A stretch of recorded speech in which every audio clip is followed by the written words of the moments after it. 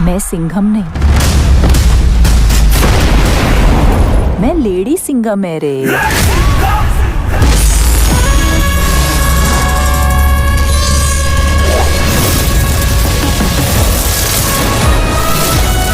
बहुत मानता है ये सिंघम सर को अवनी।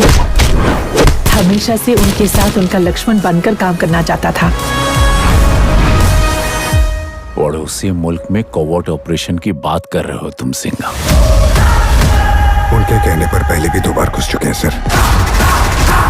बजरंग बली का नाम लेकर 3री बार भी घुस जाते हैं।